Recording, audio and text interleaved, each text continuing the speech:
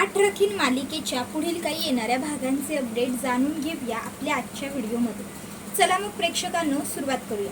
तर आपण इथे आता पाहणार आहोत की कशा पद्धतीने आता इकडे एका बाजूला भाग्या ही चारूचे डोळे उघडणार, तर दुसऱ्या बाजूला आता इकडे जी आता प्राजक्ता आहे ती आलोकला भानावर आणणार। आता नेमकं असं काय घडतं ज्यानंतर प्राजक्ता ही आलोकला भानावर आणते।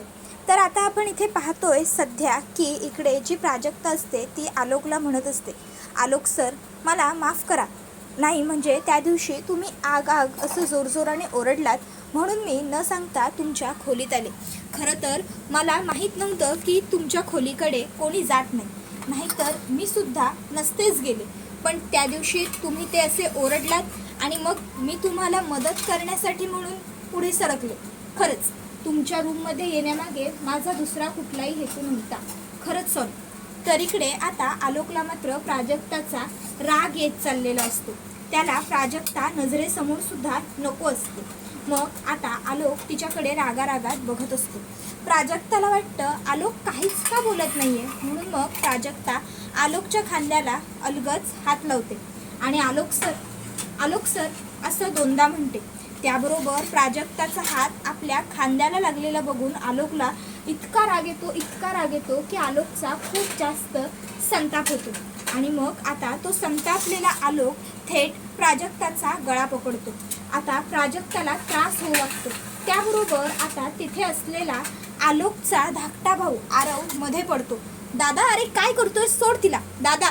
त्याबरोबर आता तोपर्यंत त्या ठिकाणी सुलक्षणा, अंबिका, त्याबरोबर घरातले इतर सगळे सदस्य सुद्धा आलेले असतात। आता सगळेच जण आलोकला दूर करण्याचा प्रयत्न करत असतात। आलोक अरे सोड तिला, आलोक काय करतोयस हे, आलोक सोड। पण आलोक काही आता तिचा गळा सोडतच नसतो। आता आलोकला सगळे म्हणतात, आलोक काय करतोयस तू, काय जीव घेणार आहेस का त्या मुलीचा? तर आलोक म्हणतो, हो घेणार आहे मी जीव, नाही आवडत मला माझ्या स्पेसमध्ये कोणी आलेलं, नाही आवडत मला। त्याबरोबर मग आता कसं बसं करून काही करून आलोकला आता इथे दूर केलं जातं प्राजक्तापासून, प्राजक्ताचा गळा सोडवला जातो। पण आलोक काही गप्प बसायचं नावच घेत नसतो। आलोक पुन्हा तिच्या अंगावरती धावून जाऊ लागतो। त्यावेळी मग सगळेच आलोकला शांत करण्याचा प्रयत्न करत असतात, पण आलोक शांत होत नाहीये ही गोष्ट आता प्राजक्ताच्या लक्षात येते। त्यावेळी प्राजक्ता पुढे सरसावते आणि आलोकच्या एक खणखणवून मुस्काटात लगावून देते। आता आयुष्यात पहिल्यांदा कोणीतरी आलोकवर हात उगारलाय, तो सुद्धा एका मुलीने, आणि ती मुलगी दुसरी तिसरी कोणी नसून प्राजक्ता आहे। हे बघून सगळ्यांनाच खूप मोठा धक्का बसलेला असतो। आता आलोकच्या वहिनीला वाटत असतं की आता काय ही प्राजक्ता इथून जिवंत घरी जाऊ शकणार नाही। आलोकवरती हिने हात उचलायची हिंमत केली, या बैलाला आता राग येणार आणि हा बैल हिला मारणारच। तर आता प्राजक्ता म्हणत असते, आलोक सर प्लीज शांत व्हा, काय चाललंय तुमचं, प्लीज एकदा माझं नेमकं म्हणणं काय आहे हे ऐकून तरी घ्या आणि मग तुम्हाला काय वाटेल ते तुम्ही करू शकता।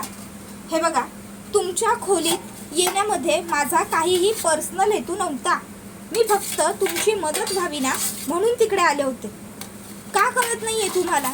अहो आग लागली होती तुमच्या खोलीत, जर मी तिकडे आले नसते ना तर देव ना करो पण काय अनर्थ घडला असता ना हे मला बोलवतही नाहीये, आणि तुम्ही मात्र मी तुमची मदत केलेली असताना सुद्धा उगाचच माझ्यावरती रागवत चाललाय, याला काय अर्थ आहे? मी जाणून बुजून काहीही केलेलं नाहीये, तरीही मी सतत तुमची माफी मागते, माझी चूक नाहीये तरी मी माफी मागते। हे बघून एखाद्या वेळी खरं तर तुम्ही मला माफही करून टाकायला हवं होतं, पण मला माफ करण्याऐवजी तुम्ही माझ्यावरती आणखीन जास्त रागवताय, ह्याला काय अर्थ आहे आलोक सर? हे बघा, मी जे केलं होतं ना ते तुमच्या भल्याचा विचार करून केलं होतं, त्यामुळे प्लीज समजून घेण्याचा प्रयत्न करा। पण तरीही आलोक काही रिलॅक्स झालेला नसतो। तोपर्यंत अंबिका धावत पळत जाते आणि आलोकच्या गोळ्या घेऊन येते। आता गोळ्या आणल्याच्या नंतर मग आता ती म्हणू लागते, आलोक तू जरा गोळ्या घे म्हणजे तुला बरं वाटेल। त्यावेळी आलोक हा गोळीकडे बघतही नसतो, तो रागारागाने फक्त इकडे प्राजक्ताकडेच बघत असतो। त्यावेळी मग प्राजक्ता ही आता अंबिकाच्या हातातून स्वतःच गोळ्या घेते आणि आलोकच्या हातात ठेवत म्हणते, हे घ्या, गोळ्या घ्या. गोळ्या घेतल्यानंतर तुम्हाला बरं वाटेल. आत्ताच म्हणालेत ना अंबिका काकू, मग गोळ्या घ्या. कदाचित खरंच गोळ्या घेतल्याने फरक पडेल. मग ती आलोकच्या हातात पाण्याचा ग्लास सुद्धा देते. आलोक प्राजक्ताकडे बघतच राहिलेला असतो. त्यानंतर मग तो जरा गोळ्या वगैरे घेतो. त्यानंतर मग आलोकला आता बरं वाटू लागतं. आलोकला बरं वाटल्याच्या नंतर मग आलोक आता भानावरती आलेला असतो आणि त्यावेळी त्याच्या लक्षात येतं की खरोखर प्राजक्ता ही मुलगी वाईट नसून खूप चांगली आहे. प्राजक्ताने त्या दिवशी जे केलं ते त्याच्या मदतीसाठीच होतं. त्यानंतर आलोक प्राजक्ताला सॉरी म्हणतो. हे बघून तर घरातल्या सगळ्यांना आणखीनच मोठा आश्चर्याचा धक्का बसतो, कारण आजपर्यंत कोणालाही सॉरी न म्हणणारा, कोणासमोरही न वाकणारा आलोक चक्क प्राजक्ताला सॉरी म्हणतो. हे बघून सुलक्षणाच्या लक्षात येतं की मी जो निर्णय घेतलाय तो अतिशय योग्य आहे. ह्या घरात सून म्हणून जर कोणी येऊ शकते आलोकच्या बायकोच्या रूपात, तर ती फक्त आणि फक्त प्राजक्ताच. प्राजक्ता व्यतिरिक्त ह्या घरात कोणीही मुलगी टिकूच शकत नाही.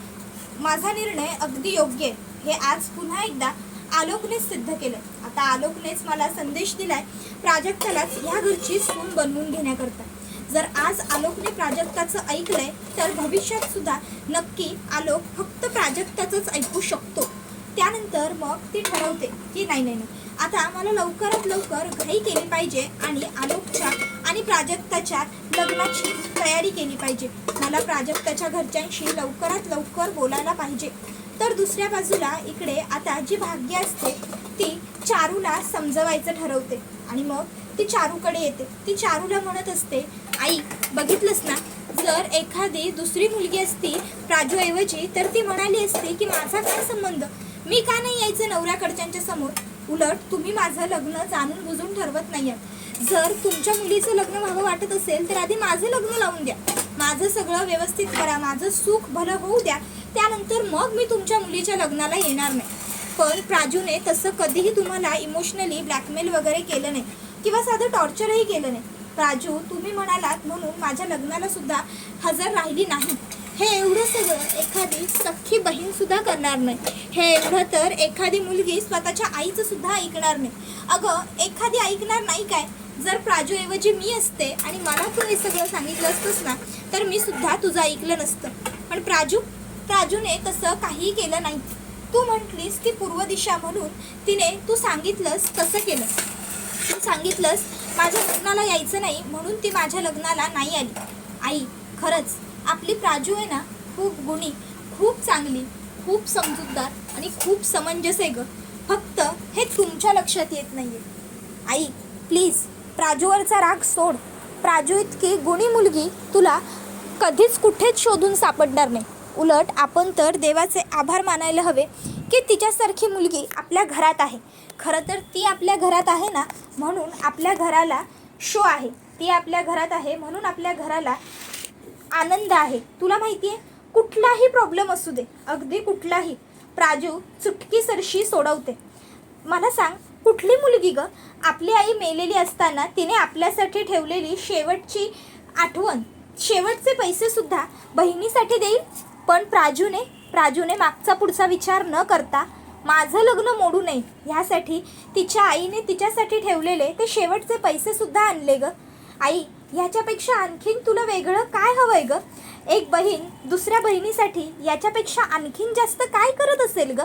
आता जेव्हा इकडे भाग्या हे सगळं बोलत असते तेव्हा कुठेतरी जाऊन मग आता चारूला लक्षात येते तिची चूक आणि ती विचार करते, खरंच मी प्राजक्ताबरोबर किती चुकीचं वागले, मी तिला किती घालून पाडून बोलले, तिला किती वाईट वागवलं, तिला किती हिणवलं.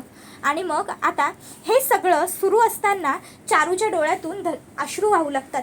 त्यावेळी मग लगेचच तिकडे आजी येते आणि म्हणू लागते की काय चाललंय हे तुझं चारू? अगं डोळ्यातनं अश्रू कसले काढतेस? अगं भाग्याला काही कळत नाही. भाग्या त्या प्राजक्ताच्या प्रेमात आंधळी झाली. पण तू सुद्धा आता तू डोळ्यातून अश्रू काढून काहीही होणार नाहीये. हे बघ, तू हिच्यावर विश्वास ठेवू नकोस, रादर तू हिचं ऐकूच नको. अगं ही लहान आहे, हिला काही कळत नाही. तू तिची आई आहेस, तुला कळतं ना सगळं. चारू हे बघ, शेवटी आपलं ते आपलं असतं आणि परक ते नेहमीच परक राहतं. ती काय तू जन्म दिलेली तुझी मुलगी नाही, ती काय खरोखर भाग्याची सख्खी बहीण नाही. भाग्याचा जितका विचार तिच्या सख्ख्या बहिणीने भावाने केला ना, तेवढा ती प्राजक्ता कधीच करणार नाही. जर तिच्या मनात काही वाईट नव्हतं ना, तर खरं तर तिने लग्न मंडपात यायलाच नको होतं. त्याबरोबर मग मात्र आता लगेच इकडे भाग्या म्हणते, आजी प्लीज गप्प बसशील का थोडा वेळ? मी माझ्या आईबरोबर बोलते. आई, मला माहिती तुझं मन दगडाचं नाही आहे, तुलासुद्धा मन आहे. त्या मनात माणुसकीसुद्धा आहे. मग त्या मनाला नेहमी फक्त प्राजूसाठीच का पाजर फुटत नाही ग? एरवी तुला सगळ्यांची काळजी वाटते, मग तू प्राजूचा विचार का करत नाही? प्राजू जरी तुझ्या पोटी जन्माला आली नसली तरी कायमच तिने तुला आईसारखंच बघितलं, आईचा दर्जा दिलाय. मग तरीही तू मात्र तिच्याकडे कधी मुलगी म्हणून का नाही बघू शकलीस गाय? तू कधीच प्राजूवरती माझ्यावर जितकं प्रेम केलंस तितकं प्रेम का नाही करू शकलीस? तू मात्र कायमच प्राजूला अंतर दिलंस. आई, प्राजू एक मुलगी म्हणून, एक बहीण म्हणून, या घरची लेक म्हणून कायमच उजवी ठरली. पण खरं तर ह्या घराकडून तिला कधीच काहीच मिळालं नाही. ना भरभरून प्रेम, ना कुठल्या गोष्टीचं सुख. मिळालं असेल तर तो फक्त त्रास, फक्त अपमान, फक्त दुःख. आणि प्राजू मात्र कायम या घरातल्यांसाठी, या घरासाठी झटत राहिली, करत राहिली. आई, अजूनही वेळ आहे.